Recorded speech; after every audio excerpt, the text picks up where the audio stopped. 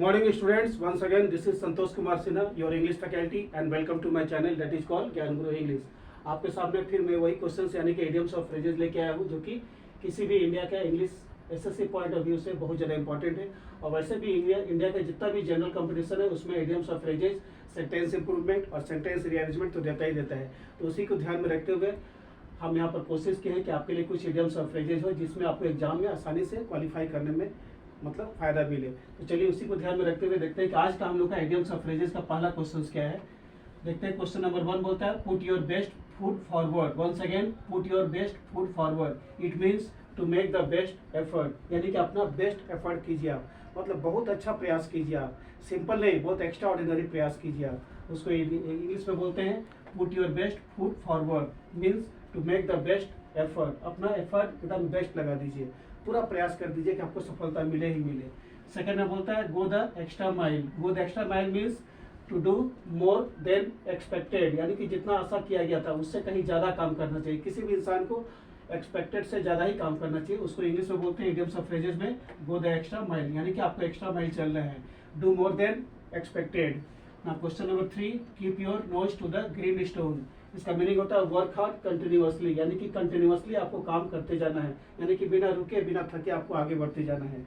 Fourth में बोलता है blood sweat and tears. Once again blood sweat and tear, it means extreme effort, बहुत ज़्यादा प्रयास लगा देना। मतलब बोलते हैं ना कि आप एग्जाम क्वालिफाई करने के लिए रात दिन एक कर दिए, उसी को बोलते हैं blood sweat and tears means extreme effort.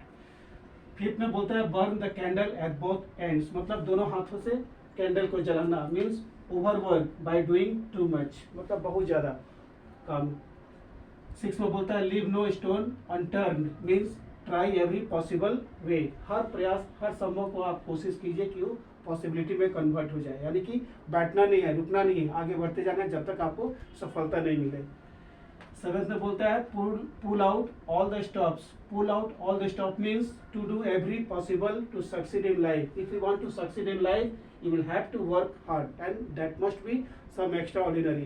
Once again, if you want to succeed in life you must work hard and that must be extraordinary. अगर आपको जिंदगी में सफल होना है, if you want to succeed in life then you have to work hard and that must be extraordinary. और जो भी काम करेंगे एक्स्ट्राऑर्डिनरी, या ऐसे ऑर्डिनरी नहीं कि थोड़ा बड़ा 2 घंटा 4 घंटा पढ़ लिए बस हमारा सफलता मिल गया।